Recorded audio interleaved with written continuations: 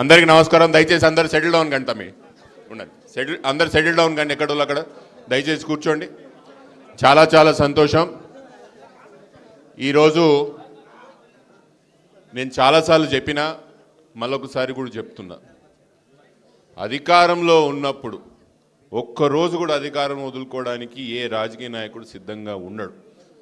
ఆ పైన ప్రేమ్ ఈరోజు అధికార పార్టీలో ఉన్న సిట్టింగ్ మేయర్ ఒక కార్పొరేషన్కి, అటువంటి ఒక పొజిషన్లో ఉన్న, అటువంటి ఒక పరిస్థితిలో ఉన్న ప్రేమ్ గౌడ్ గారు, వారి సతీమణి, వాళ్ళ కుటుంబ సభ్యులు అందరూ కూడా ఈ అధికార పార్టీతో, కాంగ్రెస్ పార్టీతో చిల్లి గవ్వ కూడా లాభం లేదు.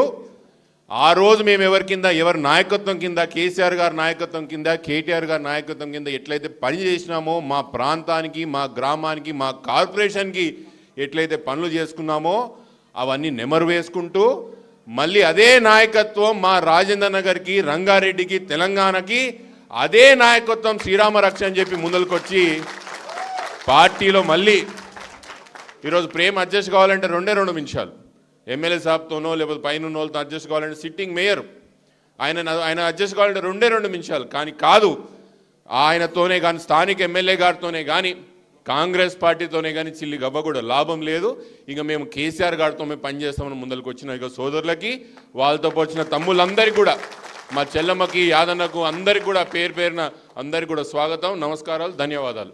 ఈరోజు ఈ కార్యక్రమానికి మనందరి పెద్దగా, మనందరి భుజం తట్టు, ముఖ్యంగా మన జిల్లా, మన నియోజకవర్గం, మన కార్యకర్తల భుజం తట్టు ముఖ్య అతిథిగా ఈరోజు వచ్చిన పెద్దలు రామన్న గారికి, పెద్దలమ్మ సబితా ఇందరెడ్డి గారికి, వికారాబాద్ మాజీ శాసనసభ్యులు అన్న ఆనంద్ గారికి, మా వివిధ స్థాయిలో పార్టీ కోసం పనిచేస్తున్న బీఆర్ఎస్ పార్టీకి సంబంధించిన నాయకులకు, మండల అధ్యక్షులు, డివిజన్ అధ్యక్షులు అందరికీ కూడా పేరు పేరున అందరికీ నమస్కారాలు తెలియజేస్తూ క్లుప్తంగా మాట్లాడే ప్రయత్నం చేస్తా. ఈరోజు మన నియోజకవర్గంలో ఏం జరుగుతుందో ఒక్కసారి మనం ఆలోచన చేసుకోవాలి. ఆ రోజు కేటీఆర్ గారు మున్సిపల్ మంత్రిగా ఉన్నప్పుడు, ముఖ్యమంత్రి కేసీఆర్ గారు ఉన్నప్పుడు మన నియోజకవర్గం ఒక స్వర్ణయుగం చూసింది. ఎక్కడ పోయినా రోడ్లు, ఎక్కడ పోయినా ఫ్లైఓవర్లు, ఎక్కడ పోయినా మన యొక్క ఎస్ఎన్డిపి పనులు, నాలా పనులు చూసుకొని నియోజకవర్గం రూపురేఖలు మార్చేసిన ఘనత ఎవరిది ఉన్నదంటే ముమ్మాడికి కేటీఆర్ గారికి అనే చెప్పాలి. ప్రకాష్ అన్న ఈరోజు ఎన్నికలు గెలిచిందంటే అసలు వాస్తవానికి ఆయన ఎవరు తెలియకుండా కూడా ఆ రోజు ఓట్లు వేసారు. నిజమా కాదా? ఎవరు ఓట్లు వేసారు ఆ రోజు? కేటీఆర్ గారికి ఓట్లు వేసారు. కేటీఆర్ గారు చేసిన పనులకు ఓట్లు వేసారు. మన నియోజకవర్గం అక్కడ గచ్చిబౌలికెళ్ళి మొదలుపెట్టి శంషాబాద్ వరకు మన నియోజకవర్గం 10 సంవత్సరాల కింద ఎట్లుండే, 10 సంవత్సరాల తర్వాత ఎట్లున్నది ఒక్కసారి ఆలోచన చేసుకోండి. దానికి ఎవరి ఘనత ఉన్నదంటే క్రెడిట్ ఎవరికైనా అఫ్కోర్స్ కేసీఆర్ గారికి ఇవాళ కింద ఆ నియోజకవర్గం రూపురేఖలు మార్చిన ఘనత మాత్రం ముమ్మాటికి కేటీఆర్ గారికి ఇవ్వాల. 10 సంవత్సరాలు మనం అట్లా అభివృద్ధి చూసుకున్నాం. మొన్న ప్రకాష్ అన్న కూడా మన పార్టీలో ఉండి, మన క్యాండిడేట్గా ఉండి, మన గుర్తుతోనే గెలిచి, కేసీఆర్ గారి యొక్క సింబల్ మీద గెలిచి ఈరోజు అవతలకు పోయిండు. పోయినప్పుడు ఏం చెప్పిండు ప్రకాష్ గౌడ్ గారు? నియోజకవర్గం మంచి కోసం పోతున్నా అని చెప్పిండు. నియోజకవర్గం అధికార పార్టీ దగ్గర ఉంటే అంతో ఇంతో పని చేసుకోవచ్చు అని చెప్పే పోయిండు. అవునా కదా? అంటే ఇప్పుడు మనం అడిగితే ఏ పార్టీలో ఉన్నామంటే నేను బీఆర్ఎస్ ఉన్నా అంటాడు, అది వేరే కథ. కానీ పోయేటప్పుడు మాత్రం ఏం చెప్పిండు? మంచిగా అవుతుంది మన అందరికి తమ్మి, అందుకే పోతున్నా అని చెప్పిండా లేదా? ఈరోజు నియోజకవర్గం మంచిగా పోతున్నా అని చెప్పిన ప్రకాష్ గౌడ్ గారు, నేను మీకు అడుగుతున్న సూటి ప్రశ్న, ఏం మంచిగా అయింది మీరు పోయినప్పటి నుంచి నియోజకవర్గం అంటున్నా? ఈరోజు జరుగుతున్న చర్చ ఏంది? హైదరాబాద్ మన రాయన్ నగర్ని 3 ముక్కలు చేసి ఒక్కొక్క జోన్లో, ఒక్కొక్క మున్సిపల్, ఒక్కొక్క కార్పొరేషన్ జోన్లో చేస్తారంట. కమిషనరేట్లను కూడా ముక్కలుగా చేసి ఈరోజు రాయందర్ నియోజకవర్గాన్ని 3 పోలీస్ కమిషనరేట్లుగా వేయడం జరిగింది. ఈరోజు అడిగితే ఏమంటున్నారు ఎమ్మెల్యే గారు? నాకు తెలియకోకుండా చేస్తున్నారు తమ్మి, నేను ఏం చేయాలంటున్నాడు. నిజంగా మీరు అధికార పార్టీలో పోయినప్పుడు మీకు అంతో ఇంత ఇజ్జత్ కూడా లేనప్పుడు ఎవరి కోసం పోయినట్టు, దేనికోసం పోయినట్టు? ఎవరి కోసం పోయిన? మళ్ళీ ఎవరి కోసం పోయినట్టు? ఆయన రాజీనామా చేస్తాడు. మంచిగా ఉన్నావు. ఇగో మొన్న ఇట్లనే మా తమ్ముళ్ళు ఎవరో వెంకటేశ్వర రెడ్డి అంట పెద్దలు పోయి ప్రకాశనకు అడిగిందంట, ఏమన్నా 4 సార్లు నువ్వు నియోజకవర్గ ఎమ్మెల్యే అయినావు, కనీసం నువ్వు ఏ పార్టీలో ఉన్నావు కూడా చెప్పుకునే ఒక అర్హత కూడా మీ ఓటర్లకు లేకుండా పోయి రాయందర్లే, తప్పు కదా అని అడిగిరంట. నేనేడ పార్టీ మారినా? నేను పార్టీ మారినే లేదన్నాడంట. గదేంది మొత్తం నువ్వు కాంగ్రెస్ పార్టీలో ఇప్పుడు మారినావు, అప్పుడు ఎప్పుడో టీడీపీలో ఉంటే టీఆర్ఎస్లో మారినావు కదా. అదే చెప్తున్నా నేను ఎప్పుడు పార్టీ మారలేదు, నేను ఎప్పుడు ఒకటే పార్టీ అన్నాడంట ప్రకాష్ అన్న. అప్పుడు అడిగినాడు ఏ పార్టీ అన్నా అంటే ఏమో చెప్పిండు తెలుసా? నేను ఎప్పుడు అధికార పార్టీ అని చెప్పిండంట. నిజంగా ఉన్నది ప్రకాష్ అన్నది అట్లనే. ఆ రోజు తెలుగుదేశం పార్టీలో ఉన్నప్పుడు అక్కడికి వెళ్ళి డైరెక్ట్గా వచ్చి అధికార పార్టీలా, టీఆర్ఎస్ పార్టీలా అన్న నాయకత్వంలో పనిచేసిండ్రు. ఈరోజు కూడా ఏం చెప్తున్నాడు, నేను అధికార పార్టీలు ఉంటేనే పనులు అవుతాయి అంటున్నా. ఏం పనులు అవుతున్నాయి అంటున్నా?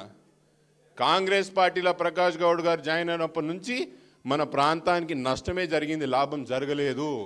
ఆ రోజు కేటీఆర్ గారు ఏం చెప్పారు, మనకు మెట్రో శాంక్షన్ చేసారు కేసీఆర్ గారిని తీసుకొచ్చి. అప్పుడు అందరు ప్రోగ్రామ్ మనం అందరం పోయినాం.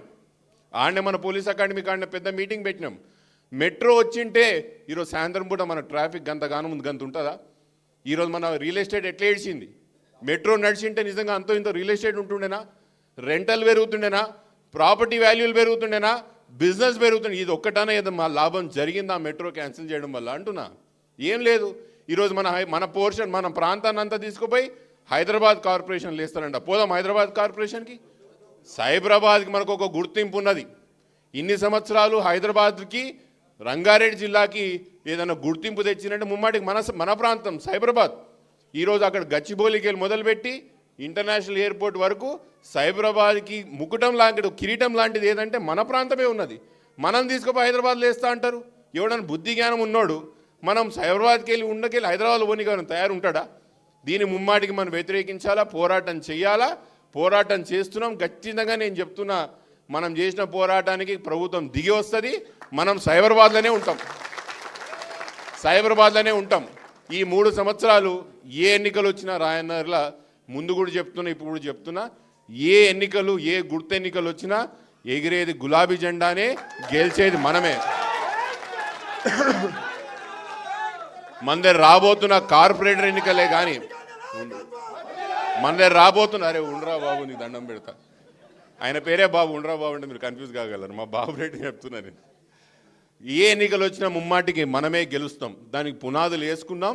రేపు ప్రజలు కూడా మన దిక్కే ఉంటారని మనవి చేసుకుంటూ, తమ్ముడు మళ్ళొకసారి ప్రేమ్ ధన్యవాదాలు వచ్చి మా పార్టీలో జాయిన్ చేసినందుకు. ఖచ్చితంగా మేమిద్దరం కొట్లాడి నిలబడి పార్టీ నిలబెడతాం, కార్యకర్తలందరినీ కూడా కాపాడుతాం. ఏ ఎన్నికలు వచ్చినా కలిసి కొట్లాడతాం, కలిసి విజయం సాధిస్తామని చెప్పి మనవి చేసుకుంటూ, చేవేల నుంచి వచ్చిన సోదరులందరికీ కూడా, మహేశ్వరం నుంచి వచ్చిన సోదరులందరికీ కూడా, చేవేలలో కూడా కూర్చుంటాం. ఈ చేవేలలో కూడా 3 మున్సిపాలిటీలు ఉన్నాయి. మొన్న ఏం చెప్పినా 3 మున్సిపాలిటీలు కాంగ్రెస్ పార్టీ గెలవాలంటే 3 సార్లు నీళ్ళు దాపుతా అని చెప్పినా లేదా? మళ్ళీ చెప్తున్నా, చేవేల గడ్డ మీద 3 మున్సిపాలిటీలు ఉన్నాయి. 3 మున్సిపాలిటీలు మేమే గెలుస్తాం. మీకు కాంగ్రెస్ పార్టీకి మాత్రం 3 చెర్ల నీళ్ళు మాత్రం బరాబర్ తాపుతామని మనవి చేసుకుంటూ, తమ్ముడు ప్రేమ్ మీరు ఒక 5 నిమిషాలు దయచేసి మీ అందరి ఉద్దేశించి మాట్లాడాలని కోరుకుంటున్నాను.